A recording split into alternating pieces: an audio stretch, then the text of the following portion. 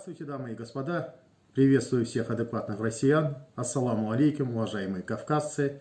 Кавказцы — это грузины, азербайджанцы, карачаевцы, балкарцы, черкессы, кабардинцы, дагестанцы, чеченцы и ингуши. Автохтонные народы нашего Кавказа. Народы, которые имеют свою историю и территорию на Кавказе. Ассаламу алейкум, братья ингуши, братья чеченцы, войнахи. Я вас всех приветствую. Молодежный радикализм на Кавказе. Эту статью я написал для того, чтобы обозначить некоторые причины возникновения молодежного радикализма на Кавказе. На первый взгляд, эта статья вам покажется ужасно скучной, но в ней действительно скрываются некоторые причины возникновения молодежного радикализма на Кавказе. Я должен оговориться, что я против любого радикализма в целом. Итак, во все времена молодежь была подвержена радикальным настроениям. Сегодня проблема молодежного радикализма актуальна и для всех республик на Кавказе, где старые традиционные общественные регуляторы уже не действуют, а новые, характерные для постсоветской действительности, так и не сложились. Армяно-азербайджанские, осетино-ингушские, грузино-абхазские, грузино-южно-осетинские конфликты длятся более четверти века. За это время выросло поколение, не представляющее межнациональную коммуникацию без отрыва от конфликтов, которые оказали мощное воздействие на функционирование всех сфер жизни общества: менталитет, чувства, умонастроение, модели поведения политических лидеров. Отличительная черта конфликтов на Кавказе заключается в том, что действующая многолетняя региональная модель поведения в отношении конфликтов, как правило, не переосмысливается и не критикуется, поэтому проявляется в различных формах на уровне социально-политических слоев, элит и контрэлит. Следствием этого процесса становится трансляция политических ориентиров, которые представляются устойчивыми к сменам политических режимов. Наиболее ярко это прослеживается в Северной и Южной Осетии, где ныне действующие режимы транслируют риторику прежней администрации.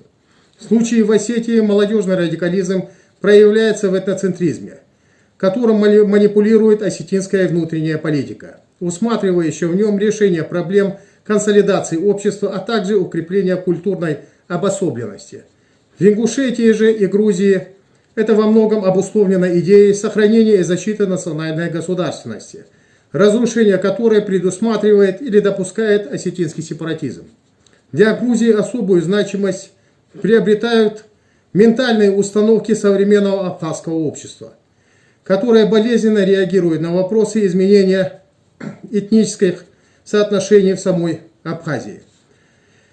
Основные, на уже не действующие нормах жизненных моделей прежних поколений в условиях новой реальности перестают работать. Более того, они не предусматривают выработку современных и самостоятельных форм взаимодействия и коммуникации молодежи опытным путем и адаптацию к новым условиям.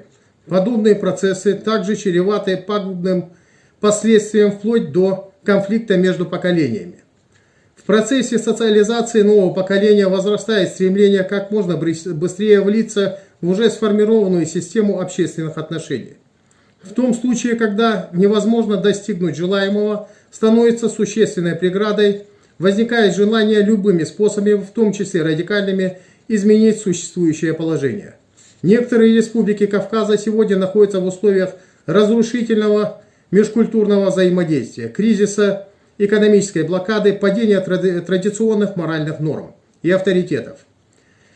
А единственным ориентиром успеха становится материальное богатство, вне зависимости от того, каким путем оно наживается.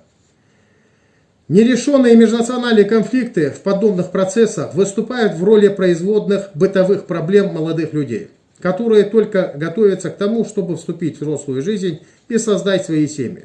Поэтому в условиях неудовлетворенности формами политического участия, масштабом своих реальных социальных и экономических возможностей, а также действующим в том или ином субъекте моделью политической культуры, молодежь начинает воспринимать действующую реальность, в том числе политику, в отношении неурегулированных конфликтов, как несовершенную и требующую решительных действий. Таким образом, в этой статье я хотел отметить простыми словами, что тлеющие межнациональные конфликты, возникшие более четверти века назад, мешают сегодня развитию кавказской молодежи. Сегодняшние руководители тех или иных республик, в частности Северной и Южной Осетии или той же Армении, не хотят брать на себя ответственность за те кровавые авантюры, которые были созданы ихними предшественниками.